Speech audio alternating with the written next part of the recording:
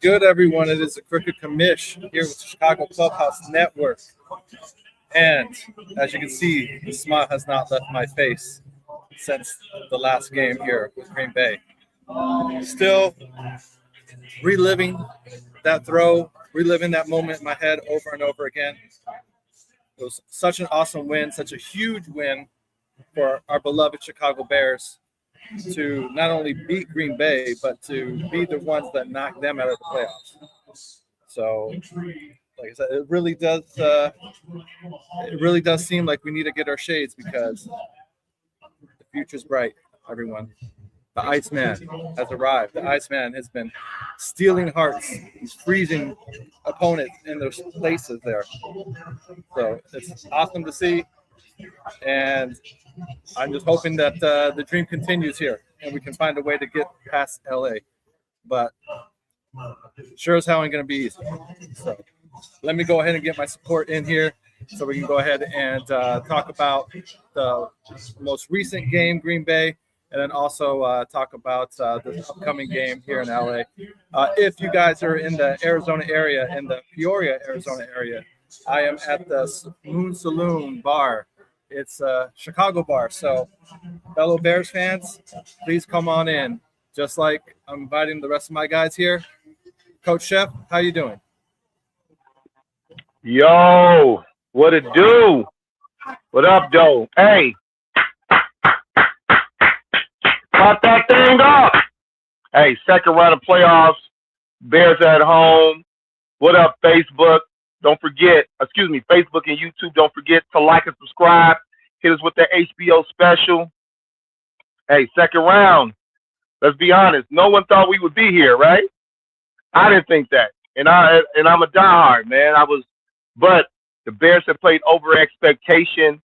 I would dare to say that the Bears are ahead of schedule. They're a year or two early, but hey, as a Bears fan, I'll take it as long as we can sustain it for years to come. But without saying any more, man, it's we got a second straight home game versus a very formidable opponent in the Rams, who have a high-powered offense. And so there's a lot to consider. There's a lot of research. There's a lot of numbers. I mean, they got to play the game, of course, but this is a very winnable game. But a lot of things got to happen for us to be successful. So, Yeah, I agree. I know we've been getting away with the slow starts, over the last few games and stuff. And Caleb's been able to kind of put on his cape and get us through it when it's fourth and Caleb, as you like to say, But I'm not going to lie. There was moments in that last game for, I thought it was the mountain was too high to climb. You know what I mean? I've watched the game with you, so I know how you are. Yes, and shame on me. You know what I mean? But I believe part of it is I did believe in the hype of what people were saying, because it did make sense at the time that this is the playoffs, and the playoffs are different. You were being able to kind of get away with that shit and kind of pull a rabbit out of your hat, through the regular season. But teams kind of clean that shit up in the playoffs when it comes to playoff time. So. Yeah, man, we got away before we get ample, and we got away with a lot, man. Just for people just a quick reminder, the Bears won a playoff game where they caused 0 turnovers, but yet they turned the ball over 6 times. And when I say 6, you had 2 interceptions by Caleb, obviously, but you also had 4 fourth down turnovers, which means that you did not succeed on that 4th down in the game. That a turnover on downs does not technically count as a turnover, but it is in the football world for us football people. It's a turnover. If you don't turn the ball, if you can't be successful on the 4th down, that is considered a turnover. So they were 0 for 6 with 6 turnovers, 2 interceptions, 4 turnover on downs, and then they caused 0 turnovers, and they still came back and won the game. Man, that's rare. You don't see that a lot, man. No, you really don't. And it's not like they didn't have their moments. They forced a lot of fumbles that game. They just could not recover any of them. Could not recover them, right. Which was a rarity this season for Chicago. Usually if they force a fumble, they're going to get on top of it. But things weren't breaking our way in that aspect, but they certainly were breaking our way when it came to Green Bay's kicker and him kind of freezing up in the moment there. So before we get too much further. I bet everybody glad we got Santos now. You know what? Carlos Santos. Who's my kicker? Who's our kicker? 51 yarders in 20-degree weather, right? Yeah. You better get on the bandwagon. Yeah, it's playoff time. It's over now. I put the flamethrower away. I ain't flaming Cairo. You know what I mean? Even if he, unless he misses 4 straight kicks this game. So you can't tell me the last time he missed a kick in a game. It was before he got injured, I believe. It was before Jake Moody came along, right? And he is perfect versus the Packers this year. Well, let's go ahead and get our third member of the group here. So, good points, Chef. You cooked up some good points. So, but I know this other guy here in our clubhouse. He's, I'm pretty sure he was pretty on level 10 here during the Green Bay game, especially towards the end, because he's already, amped up, and that's why we have to name him Amp, because he's bouncing off the walls, especially when the Bears come back and beat Green Bay. Ain't that right, Amp? Oh my goodness, Commish. Absolutely right. You're absolutely correct, man. It was one of those games. But as I said last week, I expected them to win. I did. But then again, I expect them to win every week. You know what I'm saying? This is something I've never seen before. In all my, besides, I've seen it in 85 and I've seen it in 2005. But this is special, and Chef was talking about formidable opponents. You know what I'm saying? Every week is like that. It's the NFL. You know what I'm saying? It's the NFL. So it can be for sure. There's teams that they drop the ball, but you got to take advantage of that moment and stuff. There's been a lot of teams this year that have been playing with the Bears, been letting them hang around. Next thing you know, they fucked around and there's a lot. They end up with a loss. So, but I like what Stroll says. Yes, any given Sunday, just Coach Chef likes to say that you can be beat, especially within the division. When the Lions were going on that 0-16 tour, and they were playing us, those games were close. We weren't just blowing them out because they were 0-11 at the time or whatnot. So, and to play a division team in the playoffs amps up the intensity that much more. You know what I mean? So I loved how Ben Johnson at the end, the locker room speech saying, "Fuck Green Bay, I hate them guys," and everybody cheering. Like, that was like, yes, that's exactly, as Chicago fans, what we've been waiting for in a coach. FGB. Spam that in the chat. FGB. We were not happy with fucking Matt Eberflus hanging out with LaFleur at a Marquette basketball game, chumming it up. That shit wasn't going to cut it. So, D-Dot, thank you for joining us. Yes, bear down. And we got some early score predictions coming in. Stroll says, Bears D-line have to win this game. Can't put it all on the Iceman today. Thoughts? You're on mute. Hey. Defense got to show up. Defense got to show up. Hey, this team has to show up, man. It's not just the defense. It's not just the defense, man. I mean, offense has to show up in these first 2 quarters also. You know what I mean? And like in this weather, in this kind of weather, and it's cold. Like, I went to the store like an hour ago. It's cold, and I live nowhere near the lake. You know what I'm saying? I didn't look at the temperature. I'm just telling you. Winter coat on, winter parka, skull cap, gloves. It's cold. I'm talking about walking from my house to my garage. It's cold. It's cold, man. You got to connect the garage. Yeah, I'm telling you. So, in this kind of weather, like you guys are saying, this kind of weather, like, every possession counts, man. I don't think really either one of those teams. I know the Bears have been practicing outdoors all week, but today is when I say it's cold, it's been cold like during the week, but today, like, man, it's cold. It's cold. And so, like, every possession Every possession is crucial, man. It's crucial that we score, that we get out, that we take control of this game. You know what I'm saying? And make Stafford, make him uncomfortable, man. You know what I'm saying? He's 39 years old. Hey, I'm 62. You know what I'm saying? I'm cold. I'm cold walking from my garage from my house to garage. Imagine him standing out there on the field at 39. I like what Stroll says. It says, I can't expect our defense, our offense to score 30 points in this weather. Defense has to show up today, and that starts with the D-line. So, hey, do me a favor. Go to that Jonathan Sanders comment real fast. I want to shout out. He got a pregame prediction. This is my boy Jonathan Sanders. Thanks for tuning in, bro. Known him since high school. Good guy. We've had a lot of battles in our group chats in fantasy football. So, thank you for tuning in today. He's a new face. Absolutely. Thank you for tuning in, for smashing that like button and sharing the link to fellow Bears fans. We always do appreciate that. We're trying to grow. We're at like 1450 in subscribers, and we got exactly at 14 at the end of the year. So for us to get another 50 during this playoff moment has been awesome. Can we round it up and get to 16 if we get to the Super Bowl? You know, I think that's possible, but that starts today. Tell your kids, tell your wives, tell your husbands, tell your friends, tell your cousins. Chicago Clubhouse Network, the Chicago Clubhouse Podcast. We are Chicago Podcast Bears, Sox, Cubs, Blackhawks. We do Blackhawks content. Shout out to my boy Frank the Tank. Bull Spit. We have shows. We have content. If you're Chicago, the Sky. We might not give everybody a full show, but we will shout out the teams in the area. We will definitely shout out the teams in the area.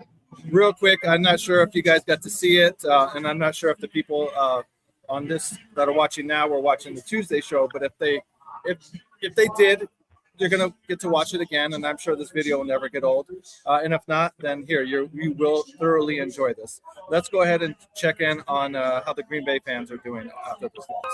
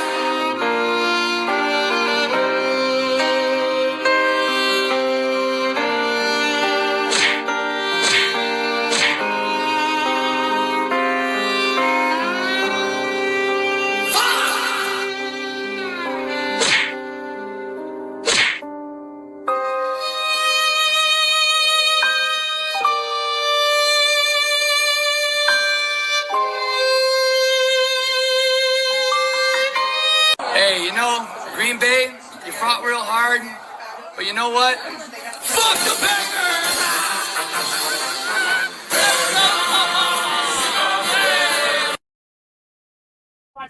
It seems like they're handling it pretty well. Yeah. I love doing that. Give it right, celebration right back to them. Let's go. It seems like they're handling it pretty well, huh?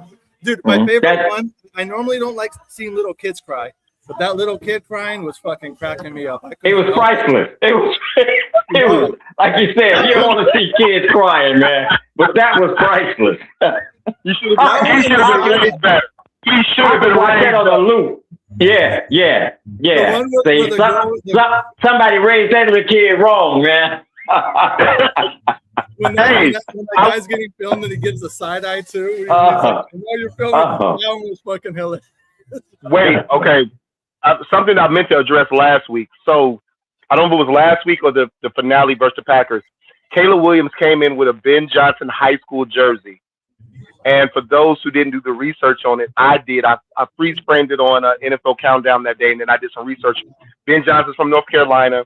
He played at a high school. And for those who are from the south suburbs, specifically in the Matson, Richmond Park, Park Forest, Chicago Heights area, Ben Johnson's high school alma mater has the same mascot as a local high school I spent 3 years going to. That school was Rich East High School. Now it's Rich Township. And the mascot for that school were called the Rockets, and the colors were, unfortunately, green and gold. But the Ben Johnson jersey he was wearing was number 12. Ben Johnson's high school team was also called the Rockets. So there's a nod to something that's close to Chicago, as Ben Johnson went to a high school where they had the same mascot as those who shout out Rich East High School back in the day, the Rockets of Rich East. I went to Rich East for 3 years, so shout out them and shout out Ben Johnson. And for the unfortunate fact that we wore the same colors in high school, which also happened to be the same colors as those losers up north. But that was a quick shout out to Ben Johnson, and a note, a shout out to my hometown area. I spent a lot of years in Rich East, Forest. So shout out to that. Yeah, my son graduated from Township. Last year. My youngest son. Yep. Yeah, if they closed the school down. They closed Rich East down, and they turned the entire township to a new public school for two properties instead of three. But now they go by the Raptors as New Age. So those who know, you got Township and you got South. You got Township and South now. You know what I'm saying? One off Pulaski, one off of Cicero. So, but those my age and your age, remember. Alums who went to Rich East. Craig Hodges was a Rich East alum. He was a Rocket. We've had a couple other guys come out of that school. Just a few, just to name a few. He's a great NBA player, great 3-point shooter. But I wanted to shout out Ben Johnson because his school, if you look up his school, the colors are not the most best colors because I wore those colors for 3 years of high school, but he was also a Rocket. So shout out to Ben Johnson. I wanted to put that out there because I've been holding on to that nugget for a while. I was like, man, I thought Caleb was rocking a Packers jersey, and I looked, I said, Rocket? Is he shouting out Rich East? But Ben Johnson went to a school in North Carolina where the mascot is at. Some fun notes on that I wanted to share about that game versus the Packers. That was the Bears' that was Caleb Williams' fourth quarter comeback in the past 2 seasons. It was the 7th fourth quarter comeback in this season, most of any quarterback of 25 years old. Franchise playoff record, 361 passing yards. That was the largest playoff comeback in Bears history, being down 21-3 at half. The 25 points they scored in the fourth quarter was a franchise record. They've never scored that in a playoff game. And it was the third time ever a team scored 25 points in the fourth quarter in a playoff game. What else I got? The Bears also punted 0 times in that game. And Cairo Santos, my kicker, the 51-yard field goal he kicked was the longest in Bears postseason history. So what Caleb ended up telling the punter ended up coming true eventually when he said, "Yo, you're not going to be punting too much." He ended up not punting all that game because he just kept going on 4th and down. When that kept happening in that moment, guys, especially when the Bears were on their side of the ball, I have to, like, in those moments, like, it almost felt to me like they were playing desperate in that moment. Apparently, that was the game plan from the jump. They told them, "Hey, we're going to be aggressive, going for it on 4th down." But the fans, us not knowing that, seeing in the moment, them going for it, it just almost felt like they were playing desperate. Like, I've never been here before. We're in deep waters and shit. So, Amp, did you kind of get that feeling when the Bears were down early, kind of going for it on 4th and down? Check this out, man. Check this out. Like, all for me, and I'm talking to everybody out there, Facebook, YouTube. For me, like, all analytics out the window when it comes to number 18. I've heard people say because of his numbers, his analytics, he's only 50% on this, he's on 50% on that. He starts slow. He shouldn't get it. We shouldn't be trailing. We shouldn't be waiting on him. I'm talking about for me, right? I've watched a total of 43 quarterbacks wearing Chicago Bears jerseys under center in my lifetime. 43. And this, by far, is the best quarterback I've seen in the Bears jersey. Hands down. Since I've been watching him. I'm just saying. You can't be disputed. He's the best I'm just saying. I've seen. I've seen the scene. The only other quarterbacks who even come close, unfortunately, are guys who I think are my top 3 quarterbacks, but up until Caleb Williams, especially last year, where I know before our last season with Justin, a lot of us were very adamant that we wanted Justin to come back with another quarterback, another coach. And right before the playoffs, we all kind of came to the conclusion, not all of us, but most of us came to the conclusion that Caleb was the better choice.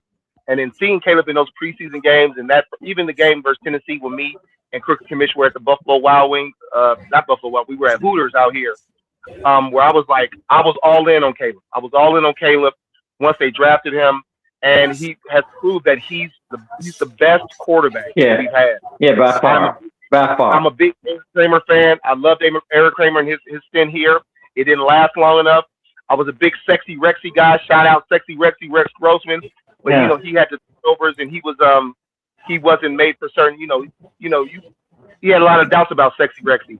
And then we had one of the best talented quarterbacks of his era, talent-wise, his arm talent with Jay Cutler. But Jay could always give you those games where instead of coming back, he could throw that game-ending interception.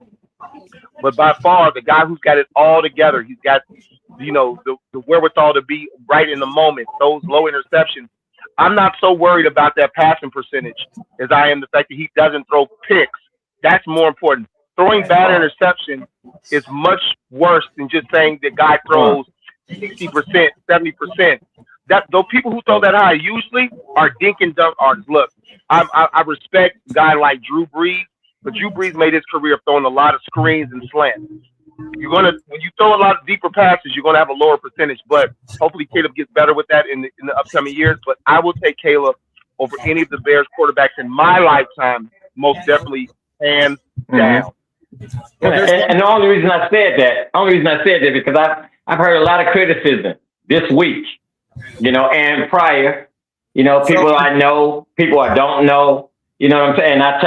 The same thing I just said is the same thing I tell them. You know what I'm saying? Back, hands down. I'm talking about leadership. I'm talking about arm. And then when you think about it, like this is his second season and 3 offenses.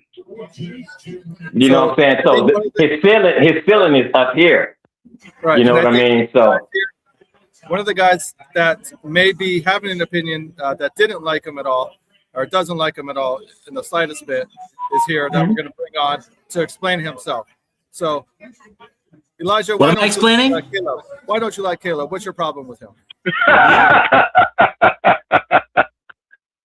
I don't know. Explain yourself. You all know I've been a Caleb guy since day one. When all y'all were saying, "Oh, we need to build around Justin Fields or draft Marvin Harrison Jr. and do all that shit," I was like, "Nope, let's get Caleb Williams." I was that guy at first. Before the combine, you were right. You were the first to be all in on Caleb. Before the combine, before the end of the Bears season, that of what now was 2 years ago, 3 years ago. 2.5 years ago. You were the first one in. You're the only one to admit it that I was right about this, and I'm going to keep taking my victory lap because Caleb Williams is fucking awesome. And that win against Green Bay was the greatest win I have ever seen the Bears have. Yes, even better than beating the Saints to go to the Super Bowl because of who the opponent was. Yeah, because of who the opponent was. Beating the Packers, coming back from 18 points, like the way we did, and to see all the Packer fans' reactions, just perfect, just perfect. One of the greatest wins I've ever seen was beating the Rams. Beating the Rams in '85 to get to the Super Bowl. I was negative 11 years old, so yeah, I know. I was. So I have watched that game. I was born that year. I was born that year. You know what? I asked the guy. I was in the barbershop, right? I was in the barbershop, and this guy was like ragging on the Bears, ragging. And the first thing he said was, "Oh man, all you guys have is the '85 Bears." I said, "Whoa. Pump your brakes, dude. Pump your brakes." I said, "Were you there?" I said, "Did you see that team?" He's like, No. I said, real Bears fans don't talk about '85. They don't. You know, now if we want to discuss it, you want to discuss whether they were one of the best defenses to ever play the game, and that's debatable. You know what I'm saying? But as far as the Super Bowl, like real Bears fans don't bring that up, man. You know what I'm saying? They don't, unless they actually saw it. You're bringing it up now. Yeah, I said real Bears fans don't bring it up. You know what I'm saying? I'm making a coalition. I said, and when it's brought up, hey, don't pick and choose. I said, when it's brought up, from me, it's about whether or not they were the greatest defense to ever stand on the gridiron. You didn't let me finish. That's when you bring that up. It's about that defense. Yeah. But go. No, I digress. I get it. But like, okay. I don't talk about it because, you know, they didn't win more. They should have won more championships. And they haven't won anything in their lifetime except an NFC championship.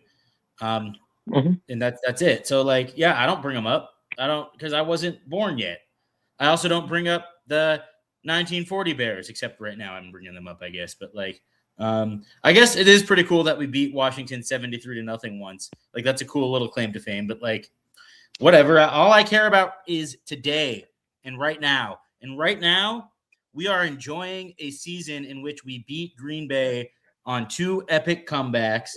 We are playing for a chance to go to Seattle to get curb stomped by the Seahawks in the NFC Championship game. The Seahawks look so good. Let's be real. The Seahawks look amazing. That's a hell of a team. I'm happy the Bears have gotten this far. I definitely didn't have this expectation. I'll be the first to say it. I've stood 10 toes down on what my expectation opening the season was. I said 9-7. We can go 9-7. Maybe you squeeze into the playoffs, but I knew that 10 games wouldn't get it done because I knew the NFC was so heavy with teams that are going to get in. The NFC West got in with 3 teams, and all 3 teams had double-digit wins. The Seahawks, the Rams, and the 49ers got in. We thought we were actually going to be the division. I thought the NFC North, I still call it the best division, top to bottom, as far as the weakest team to the strongest team. But I thought we would have 3 teams in the playoffs this year. I thought the Packers, the Lions, and the Bears would get in. But us winning the division and being the number 2 seed has been huge, despite having some deficiencies on defense. The offense has picked us up. The defense has come up clutch in that game. For those who follow me on TikTok, host.coach_chef on TikTok, you can find me with my live game reactions as well as my halftime and my post game reaction. Is I said that the Bears needed to come out and at least minimum their first drive, they needed some points. They needed a minimum of 3, and they had to stop the Packers on the first drive. I said the Packers score on their first drive coming out, the Bears are not going to win this game because the Packers came out with the first drive. They got like 3 back-to-back 3-and-outs or 3 back-to-back stops where the Packers didn't score. They got it to 9-21 before by the fourth quarter. And when it was 21-9, I was like, no, we got a shot. That's only 2 scores. 2 scores is very doable. So I never lost. I was doubtful where I was like, man, we don't look good in the first half. But I under no circumstance was like, hey, we're not in this game. No, I knew we were in this game. Look, I had my doubts, but I never stopped watching. I kept the TV on. You never stopped watching. That's true. I never stopped. Did you Can't do that? That means Can't do that. If I gave up, I would have turned it off. I was quiet. I'm telling you, I was quiet. I missed the first. I gave a lot of people shit in our chat. I gave people shit the next day because I missed the post game show you all did.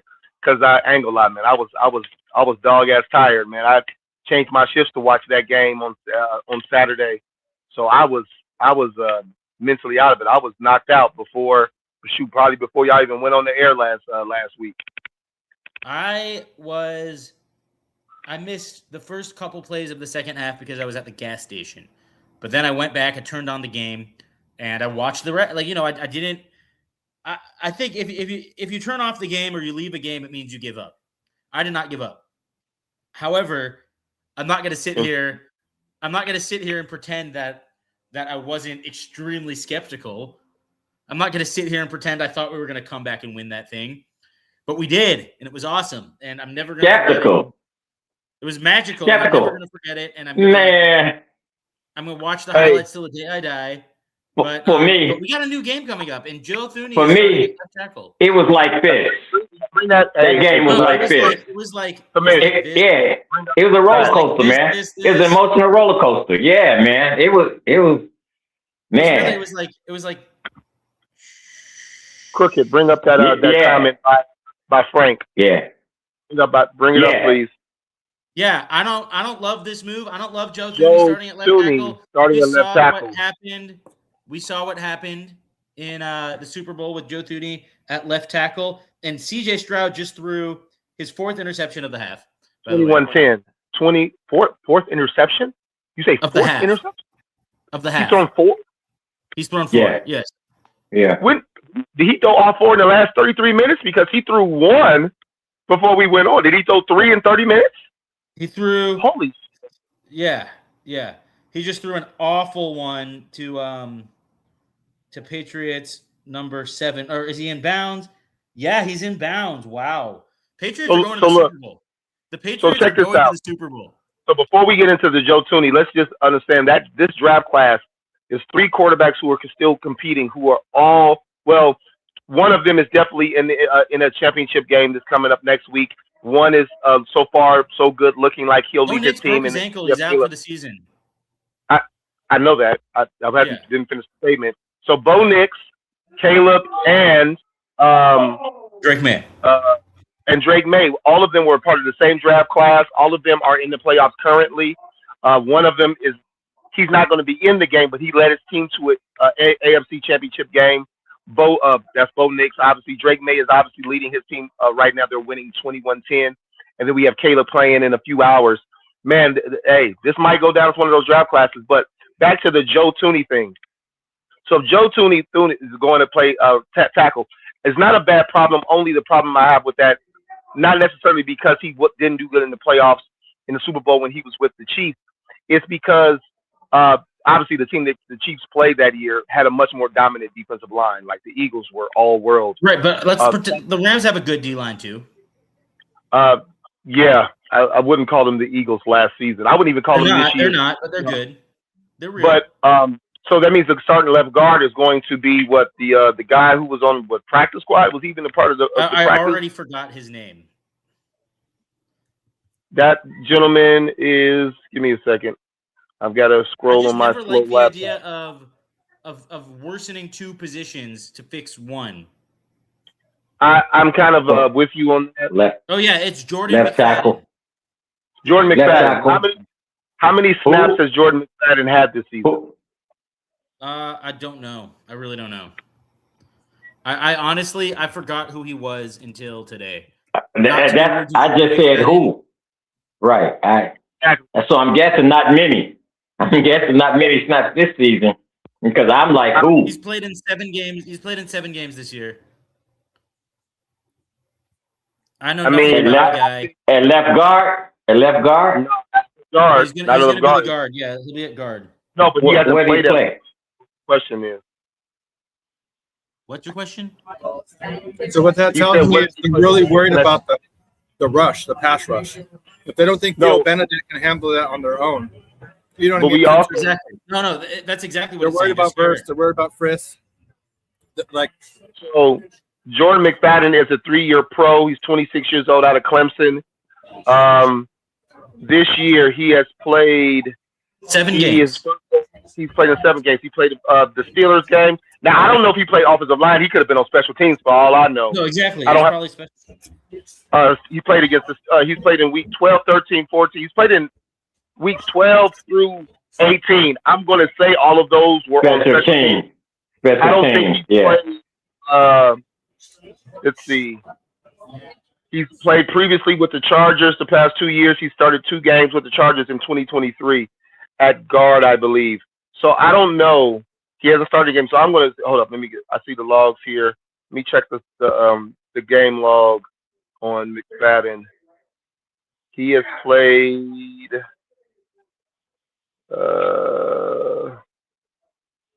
Yeah, I know that. Give me a second. Trying to find out the splits on offense. Might be the worst quarterback I've ever seen. Not really. So, but he's been so bad today. Right. He was bad. Right. Bad, but so, I mean, the offensive line has been like a high point for the Bears. You know what I mean? And wherever they put them on the line, I trust in the coaches, man. I trust in our offensive line coach, and I trust in Ben Johnson. So wherever this guy's gonna play, I trust the coaches, but I also know that sometimes coaches get desperate and they have to make desperation moves. Well, you know what? That's what the next man up is. That's what it's all about. If he made the team and he's there, yeah, it's the next man up. I don't call it desperation. Then that's like saying like Bo Nix.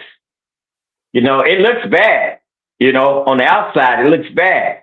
But first thing out of Sean Payton's mouth was like, we're going to be okay. But what else is he supposed to say? You know what I'm saying? It's the next man up. What else is he supposed to say? I'm telling you. Very long time. So he has very high confidence in himself as a play caller and a strategic head coach. The Patriots are going to the Super Bowl, and they are going to probably be we're going to probably get that Patriots-Seahawks rematch. And honestly, man, easy. Whoa. Pump your brakes. Pump your brakes, man. You said Patriots Seahawks. Yes. So what, you don't give us a chance? I don't even know if we're gonna win today. I wanna Is that what you thought last week? Did you think that last week? I really want to get into more Bears Rams and less Seahawks and less Patriot talk. Let's talk about today's Rams team, a team that had a top 10 scoring defense this year through weeks 1 through 11. They were first in the NFL with allowed points with 16.2, but since week 12, they have been allowing 28.3, which puts them 27th in the league. They've allowed 30 points to the Panthers in their division twice, and they have given up 249 rushing yards versus the Cardinals this year, as well as they've given up 115 plus rushing yards in the past 7 straight games. So they are the bottom 5 in rushing yards allowed this season. I think this is going to be a high scoring game. How do you all think the Rams defense versus our defense as far as going against each other offense? You all think it's going to be a high scoring game, or is the weather going to make it low scoring? I don't think the weather's going to be a factor. A medium scoring game. I think it's going to be like a 24-21 game, or like 23-21, one way or the other. That's what I think. I think it's going to be a field goal game. I'm not sure which team wins, but I think that it's going to be a coin flip game. And I am nervous as hell. Let's go. Let's get it. Let's win. Come on, Bears. Let's go. Check this out. Maybe it's me. Check this out. The Bears are sitting here with a 50% chance of winning this game. All right? It's only 2 teams. Right? The Bears offense can score with anyone. Just like you said, it can go high, it can go low. We've seen them put up 38, and lose by 3 points to the We've also 49ers. So So like it could go either way. It can go. This is what I'm thinking. This is only my projection on this game. It can go either way. You know, any given Sunday, the Rams really didn't look good the last time they played. You know what I'm saying? They didn't look like the Rams, but we know that defense is stout. And my question with them would be, the question mark would be Matt Stafford, who's having a MVP season. You know, might win the MVP, 40+ touchdown pass. I just said, yeah. But he also on that lake front, on the caveat is that lake front in this weather. And I know weather is normally not a factor, but man, it's cold. It's cold. If you haven't been out there like all week and trying to, get acclimated to that wind, and there's no wind where I'm at. And I was explaining to the guys that I went to the store, man, walking from my back door to my garage. It's cold, man. And that was an hour or so ago. And just imagine what it's like. So, it's for both teams. This goes for both teams. Yeah, I think that we're going to play. I believe we're going to play nose to nose, whether it be a low scoring game or whether it be a high scoring game, because they both have to play in this. You know what I'm saying? And I think that the one that gets the scores first will win this game. The first score will win this game. Mm-hmm. I'm sorry it's taking me so long. So I have the actual snap count for McFadden this season. He has played a total of two offensive snaps this season. Two. Oh. He's played offensive for 2 snaps. He has played predominantly of his 7 games he's played 25 snaps on special teams. I probably would say those special team snaps are probably extra point or field goal. So they're going to start a guy at guard who has played 2 offensive snaps. They're going to move Tooney to left tackle. I wonder how long this is going to take. Is this going to be all game thing? How long before we see some chinks in the armor where they bring the Canadian Eagle in, or even Braxton Jones? I do expect Ben, because he's done this before, to play with 6 offensive linemen on some packages where, for running or pass protection purposes. So I expect to see that. I would expect to see a lot of heavy packages of double tight end, 6 linemen, so things of that nature, because McFadden just doesn't have that experience.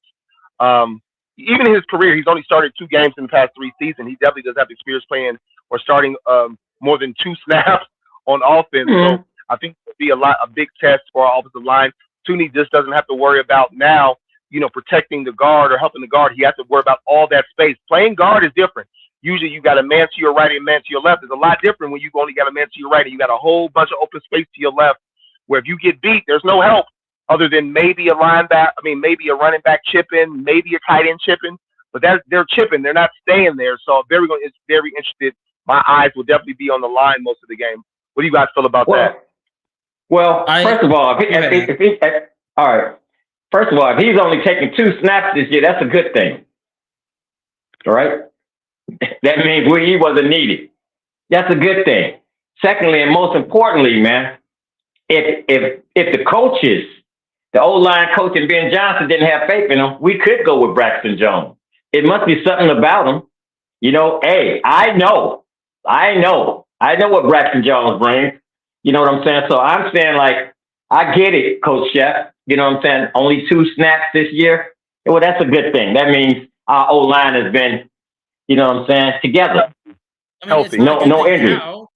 It's a good thing. Easy, what you think? I see some what is that, frustration, or you're rubbing your face like, you got the kids in the background. How do you feel about that?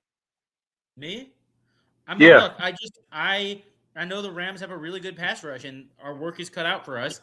I know Matt Stafford is a great Hall of Fame quarterback, and our defense is very suspect.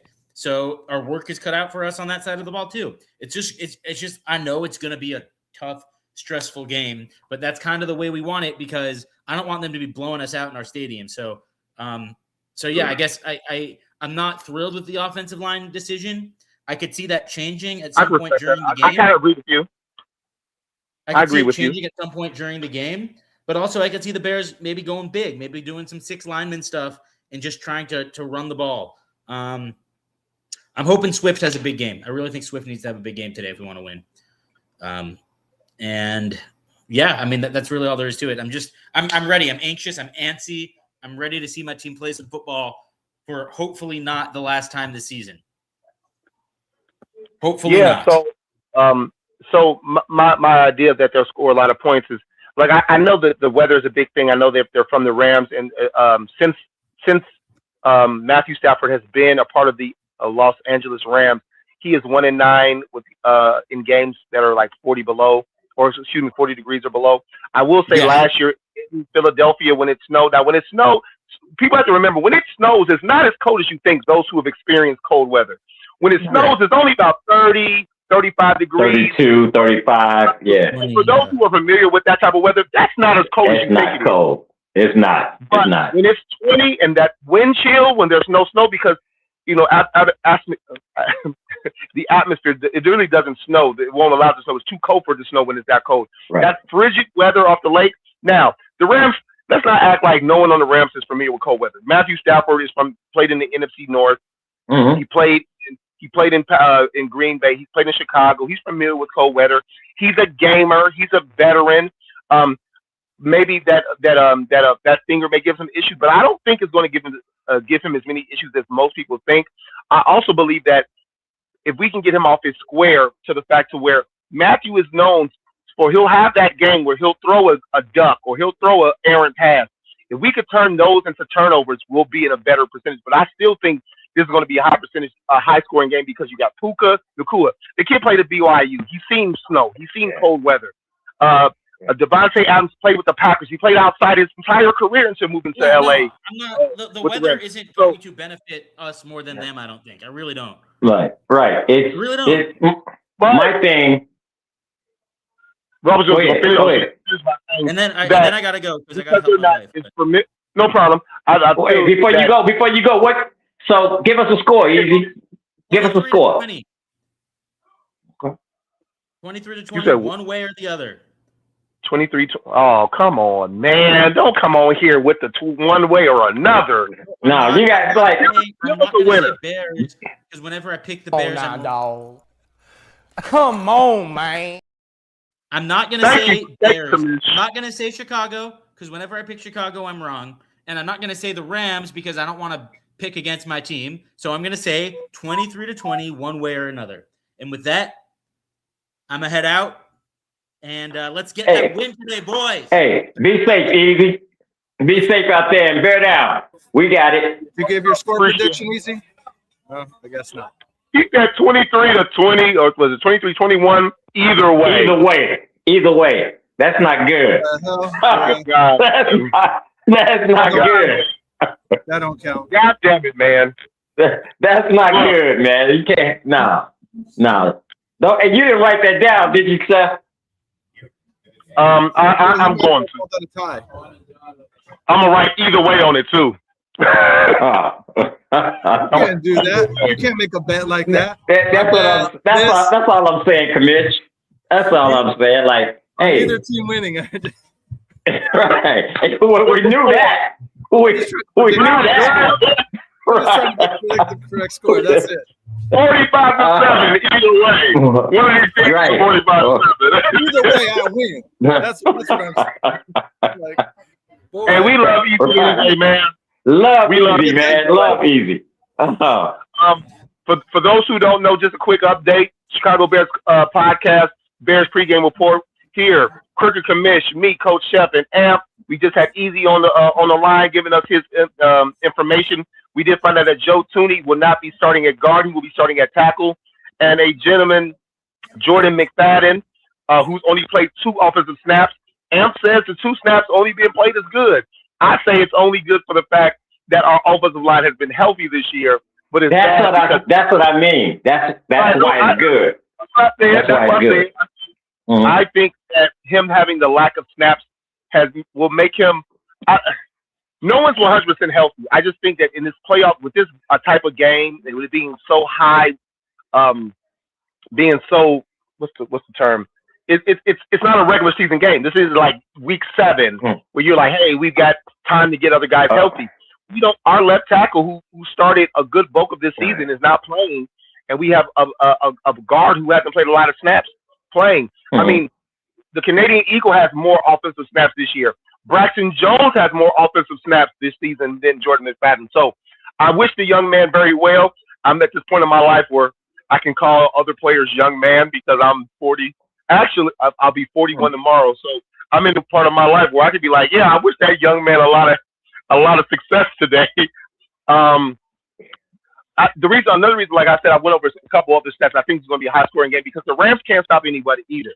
Now I know they do have a very good pass rush, but that secondary is suspect. That secondary is suspect at best. The secondary is as suspect as ours has been, and when I say ours, I mean the health of ours. We've had a lot of injuries lately, and guys who have not been healthy. I mean, for the first time this year, Jalen Johnson and Kyler Gordon are not on the injury report. Like, they're not on it. Kyler he's only played, if you take out last week's game where he predominantly only played the second half because he didn't play much in the first. You can take don't add that game. Don't add that game for Gordon. You can. My goodness, don't get me started, man. I know. Rams fan, Rams is way in here at the clubhouse. Those, who's Rams house? Oh, well, thank you for tuning in. I doubt it. I can tell by your background you've never seen snow a day in your life, so I don't really want to listen to you. The only person out for the Bears today, besides obviously Ozzie Trapillo, who's out with a torn ligament, a PCL, I believe, would be Nick McLeod. He was our backup nickelback. Kyler Gordon, I expect to get a lot more snaps. I think you don't have anything to lose.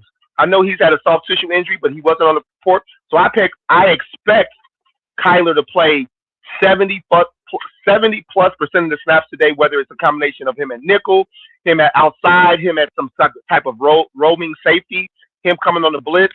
We also get back C.J. Gardner-Johnson. He'll play today. We get back Joe Tryon-Cerwinka. He'll give us some more depth at defensive end for that rotation to keep guys fresh. I think we're the healthier team in perspective right now. So that bodes well for us. And we're at home. So, no, I don't expect the cold weather to make the Rams play like trash. But I do expect it to affect them a little bit because, hey, they don't play in this. They're not familiar. They don't practice in this. And, hey, for those who have never – hey, Crooked Commish, can you hear us? Crooked. Okay, I'll just talk to Amp right now. For those who have played in this type of weather, whether you had to go to work in this type of weather, whether you played outside of this type of weather, hey, at some point in the game, getting hit is going to be really, people going to start making some business decisions out there. It's that part right there. It's that part. That's what I was trying to say, Chef. That's what I was trying to say earlier. Like, both of them, the Bears and the Rams, in this, you can't simulate this kind of weather. You know what I'm saying? You can't. You can go into a deep cooler, a freezer, a walk-in freezer. You know what I'm saying? If it's big enough and practicing that, and it's not this. With the wind, it's with that wind. You know what I'm saying? The lake effect. Oh my goodness, baby. Oh my goodness. So, like you said, you get smacked around, or you go down to that turf a couple of times, man. Things started looking different. You don't want to make that tackle. You don't want to make that tackle. You know what I mean? You don't want to get hit. Well, you don't want to get hit. You don't want to get hit. So it's like both sides of the ball, and like, I don't know if it was you, Easy, or the commish said, if we knock Stafford off his square, we can get him off his square, man. If we can get to him, put him on that cold turf, man. 40 touchdowns this season, 40+ touchdowns thrown. He is, he's a Texas-born guy, played at Georgia, but he played in Detroit, he played in the Dome, but he played outside of the weather at least twice this season. And he's a game. Hey, you can say what you want about him. He's a gamer. That guy is tough as nails. I've seen him play with a separated shoulder, but he's 38 years old. He's not as mobile. He's only going to move in that pocket. He's not going to run. He's not going to extend any plays. He's not Jordan Love. He's not any of the quarterbacks. In fact, he's the least mobile quarterback of all the quarterbacks left in the playoffs right now. And if the Rams can't keep him from getting hit, yes, they can put up points, but he's going to throw a pass or two a game where they're going to be to the other jersey, and you've got to capitalize on that. The Bears have had a hard time getting the quarterback, and if you allow a guy like that to sit in the pocket, being 38 years old, won a Super Bowl, has competing for MVP, he's going to pick you apart. That's not me talking hyperbolic or extreme or negative. These are just the facts. You don't let a guy with that type of experience. Thank you, King D, LBC. Yes, dome teams are 1-15, something like that with weather under 30 degrees. That might be like a season stat, not overall playoffs. But we are hoping that the weather has some effects. I think running the ball will be healthy. I think that guys like Caleb and Matthew are built for this weather. Their arm strength, their arm size, their toughness is something that they're not going to be afraid. Neither coordinator is not going to throw the ball because they're like, oh, the wind's too strong. No, these guys can let it rip. So I expect to see 35 plus attempts from Matthew Stafford. I expect to see more than 28 to 30 attempts from Caleb, only because we run the ball a lot more. But they do run the ball too. They've got two outstanding running backs. They've got Williams, a kid who played at Notre Dame, so he's familiar with playing in cold weather. And they got the Blake Corum. He played at Michigan, another guy who's familiar with cold weather. So these guys are familiar with this type of weather. So they have been very successful. I think Blake Corum has been outstanding. I think he's averaging almost 40 plus yards the past several games. So this is not going to be a cakewalk for either team. I mean, it's like I said, any given Sunday, obviously. But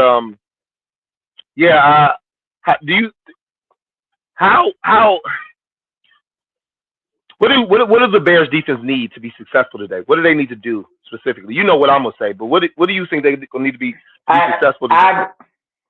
As I've been saying all season, man, we have to stop the run. That's where it starts. We have to stop the run.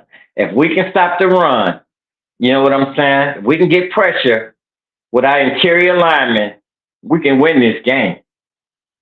We can win this game because without it, you know, like our secondary is our secondary. That's all I'm going to say. If we don't get pressure, no one has stopped Puka. And Puka, you know what? I didn't say stop him. I said get pressure up front. When you get pressure up front, it makes it a lot easier. It'll make it a lot easier for Jalen Johnson. It'll make it a lot easier for Kyler Gordon. You know, if you get pressure, you know what I'm saying? If you move Stafford off his square, get some pressure, man. If not, like you just said it, you know, so my thing is like, we have to get pressure up front, you know, in order for, like, matter of fact, you can be on the end. You can be Swift and whoever else they had back there. Somebody has to move Stafford off his square, man. You know, I prefer it come up the middle. Because that means we stopping the run. You know what I'm saying? Right. And like you said, in this weather, I don't want to say no team has an advantage, but if you've been practicing in it all week, and you just getting off a plane from LA yesterday, you know what I'm saying? It's gonna make a difference. It's gonna make a difference. I live in Phoenix now, man. It's 77 degrees outside at night. It's 52. Yeah. You wouldn't believe the people I've seen. Now I'm on public transit because I don't have a car at this moment. But you wouldn't believe the people I've seen with gloves. I almost wanted to ask a young lady last night on my they sell gloves in Phoenix? They sell gloves. It's 77 degrees today. Today, this afternoon was 77 degrees. Yesterday was in the 70s. But at night it drops to what? It was 50, 55. And they're putting on gloves? They're putting on gloves at 55? Face masks, jackets, coats. I'm like, they sell coats here? They sell coats? I seen a chick with them faux fur boots. I'm like, baby girl, you wearing this for fashion or you think it's cold outside? Right. Shoot. Right. I went outside today, so I went outside with a long sleeve shirt because I had I had a flag football practice, working out some quarterbacks for my flag football team. Shout out Reckless Abandon back at home in the A2 League. Also shout out my team, Reckless Abandon Phoenix. We rep Phoenix out here in the co-ed flag league. And I left the house this morning, and I forgot where the hell I lived. I walked outside with a long sleeve shirt on and a hoodie.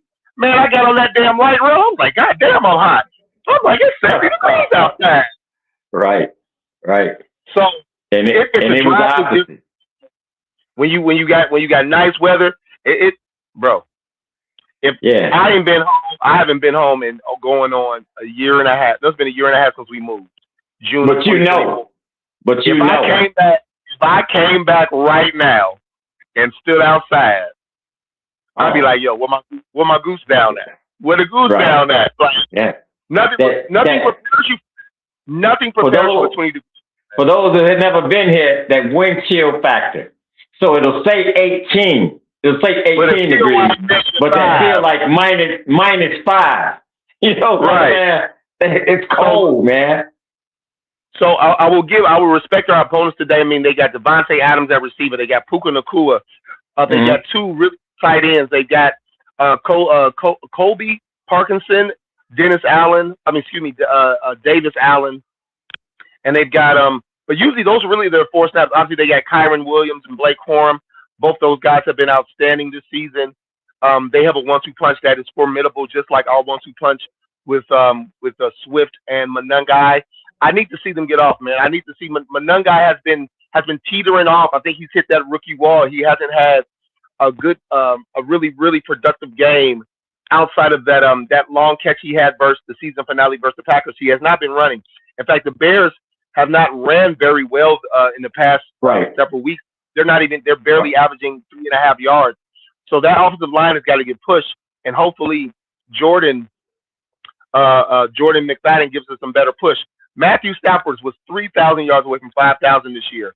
Kyron Williams has 1,200 yards rushing. Blake Corum has 700. Puka Nacua has 1,700 yards receiving, and second. So they're gonna. He has almost 1,000 more yards than the next receiver on the Rams. The next receiver is Devontae Adams. The receiver after that has 400 yards. So the offense is heavy. Puka Nacua. So can you stop him? No.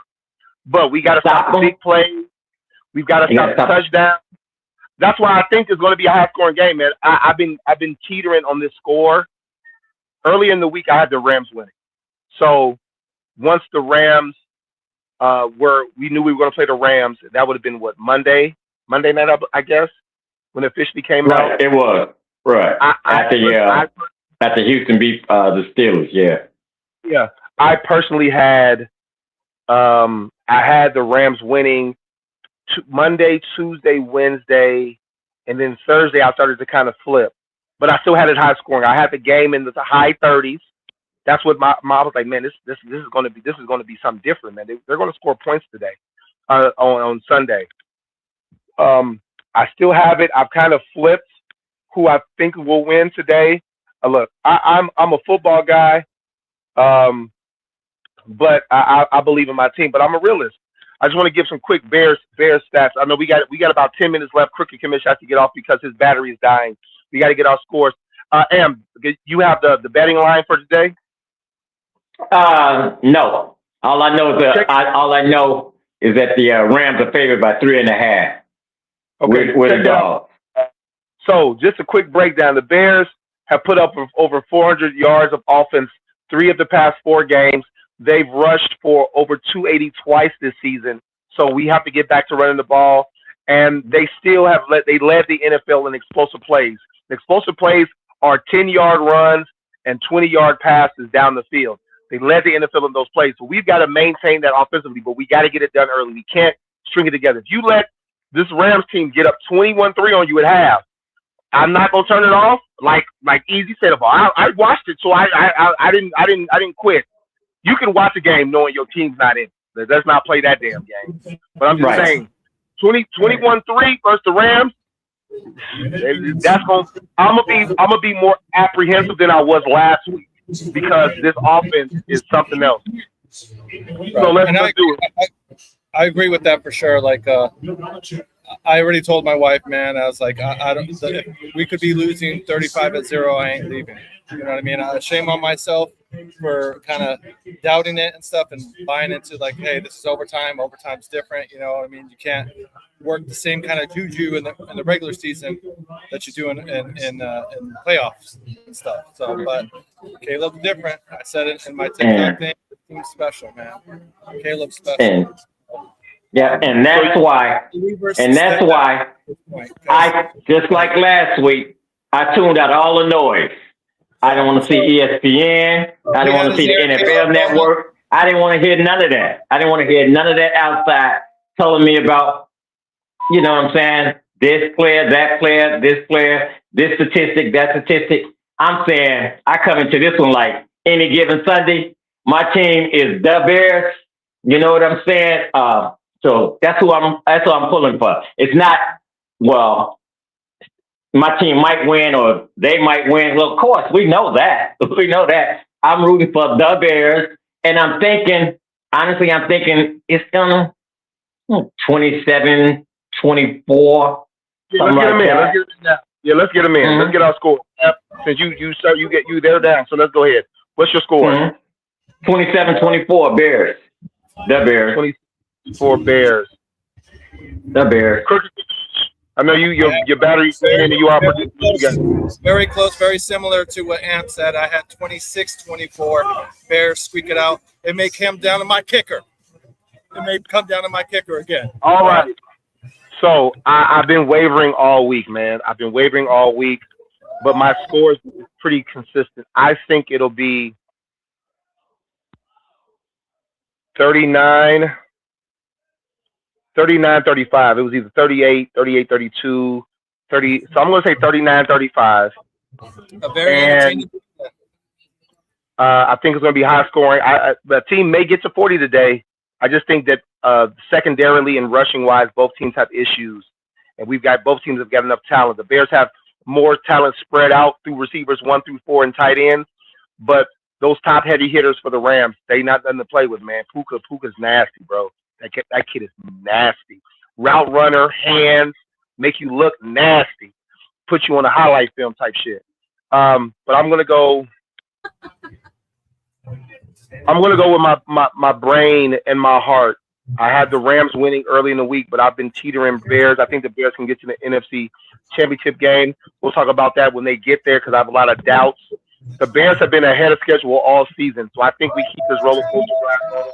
I'm going to take my Bears 39-35 over the Rams.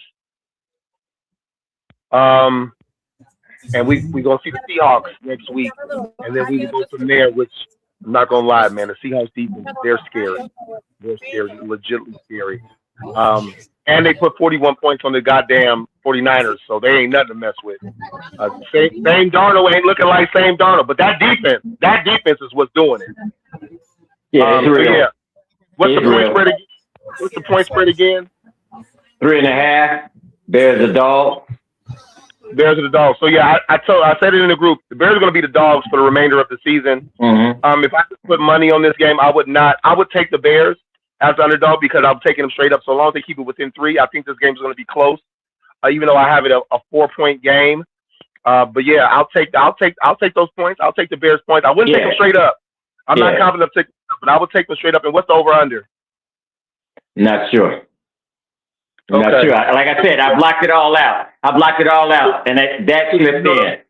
Mm-hmm. You know the over under? Bears, Rams. Let's get that before we get out of here. I have no idea. I blocked it all out. Oh, let me Google real fast. Bears,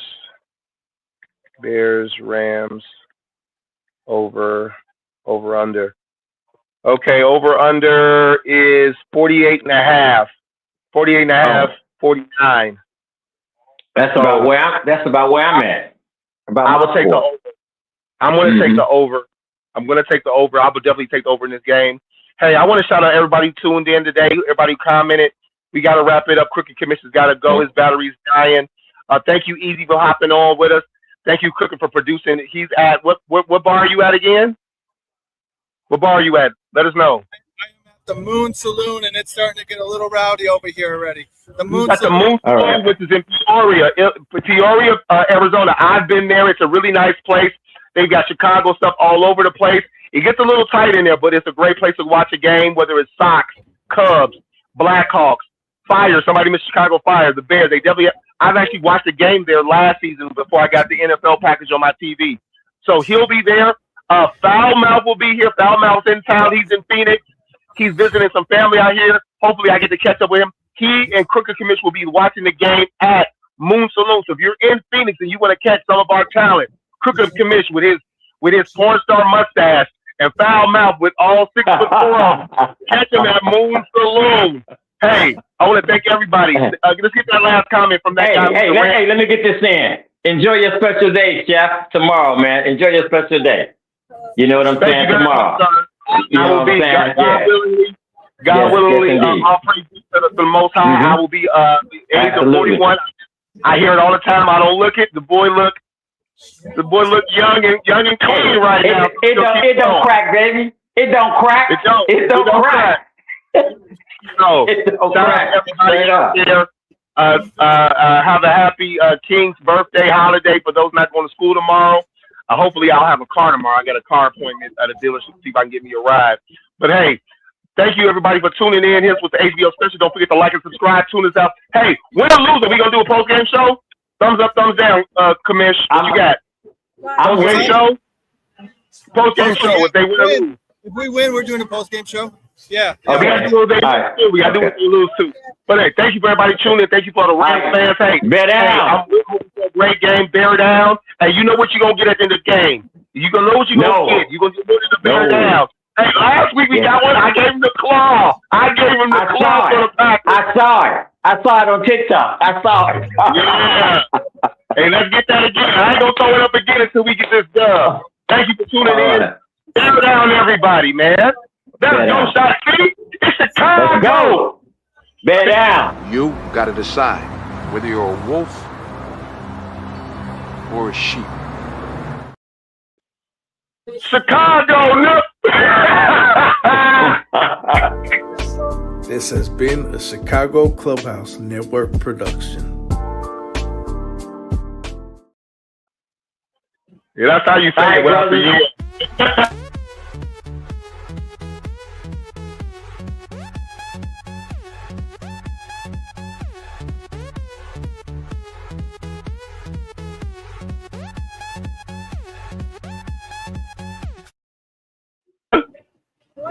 Did you put that together? Baby. You made like that.